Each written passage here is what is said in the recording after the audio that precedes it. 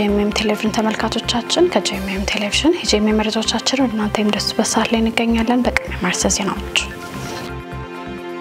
የኢትዮጵያ ቃለ ሕይወት ቤተክርስቲያን የሰብአዊ ድጋፍና ልማት ኮሚሽን የሃይማኖት መሪዎች ለዘላቂ ሰላም ያላቸው ሚና ላይ ትኩረት ያደረገ ጉባኤ አደረገ። አቋማሪ ድርጅቶች ፊታቸውን ወደ ደቡብ ኢትዮጵያ አካባቢዎች ማድረጋቸው ተነገረ። ከውጭ የአሜሪካው ፕሬዝዳንት ዶናልድ ትራምፕ ኢራናውያንን ቴህራንን ለቀው እንዲወጡ መጠየቃቸው ተሰማ። ከመረጃዎቹ ጋር ኢየሱስና ያሰብራችሁ ቆይታ አደርጋለሁኝ። አብራችሁ ነው። የኢትዮጵያ ቃለ ሕይወት ቤተክርስቲያን የሰብአዊ ድጋፍና ልማት ኮሚሽን የሃይማኖት መሪዎች ለዘላቂ ሰላም ያላቸው ሚና ላይ ትኩረት ያደረገ ጉባኤ አደረገ። የኢትዮጵያ ቃለ ሕይወት ቤተክርስቲያን የሰብአዊ ድጋፍና ልማት ኮሚሽን የጋራ ተነሳሽነት ለስልታዊ ሃይማኖታዊ ተግባር ጂስራ ፕሮጀክት የሃይማኖት መሪዎች ለዘላቂ ሰላም ያላቸው ሚና ላይ ትኩረት ያደረገ የአቅም ግንባታና የምክክር ጉባኤ በሐዋሳ ከተማ አካሂዷል። በጉባኤው የተለያዩ የሃይማኖት አባቶች፣ የመንግስት ባለድርሻ አካላት፣ የሀገር ሽማግሌዎች፣ አባገዳዎች፣ ሰላም ላይ የሚሰሩ የተለያዩ ባለድርሻ አካላት የሃይማኖት መሪዎች ለዘላቂ ሰላም ያላቸው ሚና ላይ ለመምከር የተገናኙ ሲሆን በምክክር መድረኩ የተገኙ እንግዶች ከሐላባ፣ ሻሸመኔ፣ ወራቤ፣ ስልጤ፣ ሐዋሳ ዙሪያ አካባቢ ከስልጤ ከነገሌ አርሲና ከምዕራብ አርሲ የመጡ መሆናቸው ታውቋል። የኮሚሽን የጋራ ተነሳሽነት ለስልታዊ ሃይማኖታዊ ተግባር ጂስራ ፕሮጀክት ማናጀር የሆኑት አቶ እንዳለ ወልደ ሰማያት የሃይማኖት መሪዎች ለዘላቂ ሰላም ያላቸው ሚና ከፍተኛ እንደሆነ ገልጸው ነገር ግን ሁሉም ባለድርሻ አካላት ለሰላም ዘብ በመቆምና በመጠበቅ ዘላቂ ሰላምን ማጽናት እንደሚቻል ተናግረዋል። በምክክር መድረኩ ለተሳታፊዎቹ ስለ ሰላም መከባበርና ግጭት አፈታት ስልጣና የሰጡት አቶ አዳነ ደቻሳ ከተወያየንና ከተባበርን የማንፈታው ችግር የማንግባባበት ነገር የለም ብለዋል። የሃይማኖት አባቶች፣ መሪዎች፣ ወጣቶች፣ ሴቶች፣ የመንግስት ባለድርሻ አካላት ሁሉ ለዘላቂ ሰላም የበኩላቸውን ድርሻ እንዲወጡም ጥሪ አቅርበዋል። በምክክር ጉባኤው የታደሙ የሃይማኖት አባቶች፣ የመንግስት ባለድርሻ አካላት፣ የሀገር ሽማግሌዎች፣ አባገዳዎች ላለፉት ዓመታት የኢትዮጵያ ቃለ ሕይወት ቤተክርስቲያን የሰብአዊ ድጋፍና ልማት ኮሚሽን የጋራ ተነሳሽነት ለስልታዊ ሃይማኖታዊ ተግባር ጂስራ ፕሮጀክት በተሰሩ የሰላም ግንባታ ስራዎች ሰላምን በመጠበቅና የተሻለ መግባባትን በመፍጠር ጥላቻን ማስቀረትና መቀነስ መቻሉን ገልጸዋል። በፕሮጀክቱ ተግባር ግጭቶችንም በሰላማዊ መንገድ መፍታትን መለመዱንና ለዚህ ሁሉ ለውጥ ምክንያት የሆነው የኢትዮጵያ ቃለ ሕይወት ቤተክርስቲያን የሰብአዊ ድጋፍና ልማት ኮሚሽን ጂስራ ፕሮጀክት በተሰሩ የሰላም ግንባታ ስራዎች መሆኑም ተገልጿል። ይህም ተሞክሮ ወደ ሰሜኑ የሀገራችን ክፍሎችና የጸጥታ ችግሮች ወዳሉባቸው አካባቢዎች የማስፋፋት ስራ ተሰርቶ ሁለንተናዊ አገራዊ ዘላቂ ሰላም ለማምጣት በኮሚሽኑና በባለድርሻ አካላት መሰራት እንደሚገባ ተሳታፊዎቹ አስተያየታቸውን ሰጥተዋል። በአጠቃላይ ሰላምን፣ ልማትን፣ በቤተ እምነቶች ዘንድ መቀራረብን፣ የህዝብ ለህዝብ ግንኙነቶች ተጠናክረው መቀጠላቸው አሁን ከስጋት ይልቅ የሰላም አማራጮች በሁሉም ዘንድ ቅድሚያ የሚሰጥ መሆኑንና ይህም የሆነው በልማት ኮሚሽኑ በኩል ጂስራ ፕሮጀክት በፈጠረው የግንዛቤና የምክክር መድረኮች፣ ስልጠናዎችና ትምህርቶች የተነሳ መሆኑ በምክክር መድረኩ ላይ ተገልጿል። መረጃውን ከኮሚሽኑ የሚዲያ ክፍል አገኘ ነው። በኢትዮጵያ ሙሉ ወንጌል አማኞች ቤተክርስቲያን የደቡብ ምዕራብ ክልል ከሰበታ ሙሉ ወንጌል አጥቢያ ቤተክርስቲያን ጋር በመተባበር የወንጌል ስርጭት አካሂዷል። በሰበታ ከተማና ዙሪያው የክልሉ 3 ክላስተር በመቀናጀት 46 ወገኖች የተሳተፉበት የወንጌል ስርጭት ሰኔ 3 እና 4 2017 ዓ.ም ተከናውኗል። ወንጌልን 1 ለ1 2441 ሰዎች ሲሰሙ 95 ወገኖች ንስሐ በመግባት ጌታን ሲቀበሉ 24 ሰዎች ቀጠሮ የሰጡ ሲሆን በአጠቃላይ በጀማ ወንጌል የሰሙ 5500 ወገኖች መሆናቸው ታውቋል። አዘጋጆቹ ይህ የወንጌል ስርጭት ስራ ተግዳሮትና ሰልፍ ውስጥ የተከናወነ መሆኑን በመግለጽ ጌታ በብዙ ጸጋ እንደረዳቸው ገልጸውልናል። አቋማሪ ድርጅቶች ፊታቸውን ወደ ደቡብ ኢትዮጵያ አካባቢዎች ማድረጋቸው ተነገረ። በአዲስ አበባና በተለያዩ አካባቢ ቢሮአቸው የተዘጋባቸው የስፖርት ውድድር አቋማሪ ድርጅቶች ፊታቸውን ወደ ደቡብ ኢትዮጵያ አካባቢዎች ማድረጋቸውን የኢትዮጵያ ሎተሪ አገልግሎት አስታውቋል። በሕዝብ ተወካዮች ምክር ቤት የመንግስት ወጪ አስተዳደር እና ቁጥጥር ጉዳዮች ቋሚ ኮሚቴ በውርርድ አጫዋቾች ፈቃድ አሰጣጥና ቁጥጥርን በተመለከተ በቀረበለት የክዋኔ ኦዲት ሪፖርት ላይ ውይይት አድርጓል። በወቅቱ የኢትዮጵያ ሎተሪ አገልግሎት ዋና ስራ አስፈጻሚ ቤዛ ግርማ በአዲስ አበባ፣ በድሬዳዋ፣ በኦሮሚያ የተለያዩ አካባቢዎች በትግራይና በአማራ ክልሎች አቋማሪ ድርጅቶች ቢሮ መዘጋቱን መናገራቸውን ዳጉ ጆርናል ከኢቢሲ ዘገባ ተመላክቷል።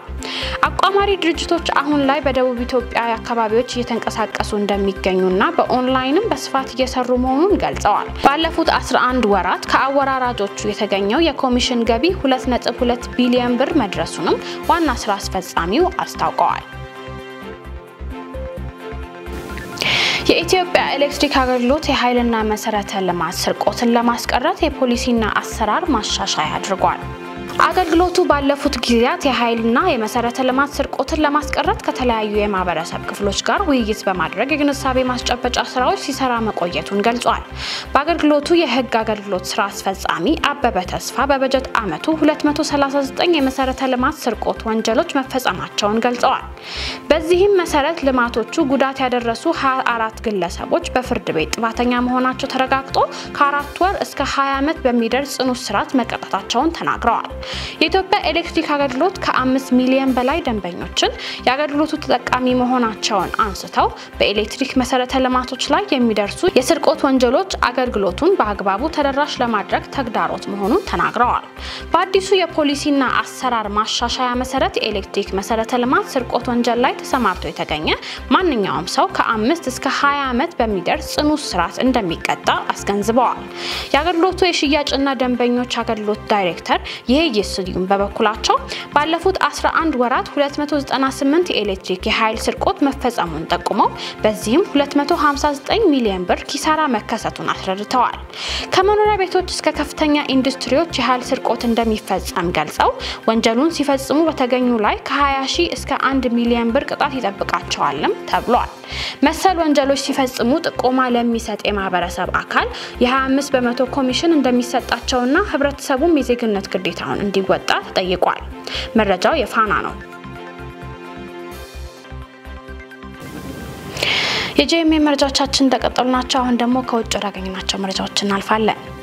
የአሜሪካው ፕሬዝዳንት ዶናልድ ትራምፕ ኢራናውያንን ቴህራንን ለቀው እንዲወጡ መጠየቃቸው ተሰማ።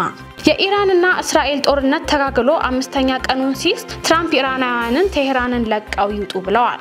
በተያያዘ ዜና ፕሬዝዳንት ዶናልድ ትራምፕና የውጭ ጉዳይ ሚኒስትራቸው ማርክ ሩቢዮ ከቡድን 7 አባል ሀገራት ስብሰባ በጊዜ ወደ ዋሽንግተን መመለሳቸው ተሰምቷል። የፈረንሳዩ ፕሬዝዳንት ኢማኑኤል ማክሮን ከትራምፕ ጋር መነጋገራቸውን አንስተው አሜሪካ የተኩስ አቁም ስምምነት እያዘጋጀች ነው ቢሉም ትራምፕ ግን ፍጹም ስህተት ነው ብለዋል።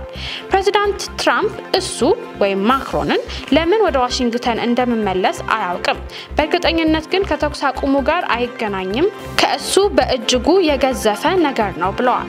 የትራምፕ የለቀቁበትን ምክንያት በዝርዝር ባይገልጹም በመልእክታቸው መጨረሻ ተከታተሉ ወይም ስቴይ ቱንድ ሲሉ አስፍረዋል። መረጃው የቢቢሲ ነው።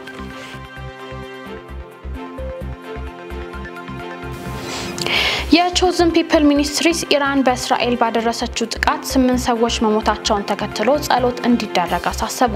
ዳንኤል አንተነት ዝርዝር አለው። የኢራን ሚሳኤል ጥቃት በእስራኤል ውስጥ 8 ሰዎችን መግደሉን ተከትሎም ነው ፕሬዝዳንቱ የጸሎት ጥሪውንም ያቀረቡት። በዩናይትድ ስቴትስ ውስጥ ካሉት ጥንታዊና ትልቁ መሲያዊ የአይሁድ ድርጅቶች አንዱ የሆነው የቾዝን ፒፕል ሚኒስትሪስ ፕሬዝዳንት ሚች ግላዘር ክርስቲያኖች ለእስራኤልና ከድርጅታቸው ጋር ግንኙነት ላላቸው 60 ሰዎች እንዲጸልዩ አሳስበዋል። ኢራን የእስራኤልን የቅድመ መከላከል ጥቃት በመቃወም ሚሳኤሎችን ወደ እስራኤል በመላክ በቴል አቪቭና አካባቢው ሰላማዊ ዜጎችን በመግደል እንዲሁም በማቁሰል ምላሽ እያደረገም ሲሆን ለህዝቦቿና ለሀገሪቱ ደህንነት ሲባል ጸሎት እንደሚያስፈልግ የግላዘርና የቡድኑ አገልግሎት አስታውቋል። ቅዳሜ ምሽት በኤክስ ላይ በተለጠፈው ጽሑፍ የቾዝን ፒፕል ሚኒስትሪስ ፕሬዝዳንት የሆኑት ግላዘር ቡድናቸው ከኢራን በሚሳኤል ጥቃት ስጋት ምክንያት ቢያንስ 2 ጊዜ ለደህንነታቸው ሲባል ከሆቴላቸው እንዲወጡ መደረጉንም ተናግረዋል። የእስራኤልና የኢራን ግጭት ተባብሶ የተከሰከሰው እስራኤል በኢራን የኒውክሌርና ወታደራዊ መሰረተ ልማት ላይ የጦር አውሮፕላኖችንና ሰው አልባ አውሮፕላኖችን በመጠቀም ከፍተኛ ጄኔራሎችንና ሳይንቲስቶችን ከገደሉ በኋላ መሆኑም ተነግሯል። ዘገባው የክርስቲያን ፖስት ነው። በመጨረሻ ፖርቹጋላዊው ኮከብ ክርስቲያኖ ሮናልዶ እየተባባሰ የመጣውን የእስራኤልና የኢራን ጦርነት አስመልክቶ ለአሜሪካው ፕሬዝዳንት ዶናልድ ትራምፕ መልእክት አስተላለፈ። የ5 ጊዜ የባሎን ዶር አሸናፊው ክርስቲያኖ ሮናልዶ በሀገሪቱ መካከል ያለው ውጥረት እንዲረግብ ሰላም ለዓለም በሚል መልእክት ማስተላለፉ ይፋ ሆኗል። ፕሬዝዳንት ዶናልድ ትራምፕ ጨዋታ ለሰላም የሚል ያልተጠበቀ ስጦታ ክርስቲያኖ ሮናልዶ እንደተላከላቸውም አሳውቀዋል። ሮናልዶ የፈረመበትን የፖርቹጋል ብሔራዊ ቡድን መለያ ከአውሮፓ ምክር ቤት ፕሬዝዳንት ከአንቶኒዮ ኮስታ እጅ የተረከቡት የሪፐብሊካኑ ተወካይ በአሁኑ ሰዓት ለቡድን 7 ስብሰባ ካናዳ ይገኛሉ። ለለቱ ያዝናቸውን የጄኤምኤም መረጃዎቻችንን ከማጥቃላችሁ በፊት ዜናዎቹን እናስሳችሁ። የኢትዮጵያ ቃለ ሕይወት ቤተክርስቲያን የሰብአዊ ድጋፍና ልማት ኮሚሽን የሃይማኖት መሪዎች ለዘላቂ ሰላም ያላቸው ሚና ላይ ትኩረት ያደረገ ጉባኤ አደረገ። አቋማሪ ድርጅቶች ፊታቸውን ወደ ደቡብ የኢትዮጵያ አካባቢዎች ማድረጋቸው ተነገረ። ከውጭ የአሜሪካው ፕሬዝዳንት ዶናልድ ትራምፕ ኢራናውያንን ቴህራንን ለቀው እንዲወጡ መጠየቃቸው ተሰማ። ለዛሬ ያዝናቸው የጄኤምኤም መረጃዎቻችን እነሱ ነበር። እኔ ሶስና ያሱ መረጃዎቹን እናንተ ያደረስኩኝ አብራችሁ ቆይታ አደረኩኝ። መረጃዎቹን ያዘጋጁላችሁ ደግሞ ነፃነቱ አቁማና ዳንኤል አንተነ ነበሩ። ከቀሪ የጄኤምኤም ቴሌቪዥን ፕሮግራሞቻችን ጋር መልካም ቆይታ ይሁንላችሁ። ስለ ኢራንና ስለ እስራኤል መጸለያችሁን እንዳትተው። መልካም ቆይታ ይሁንላችሁ።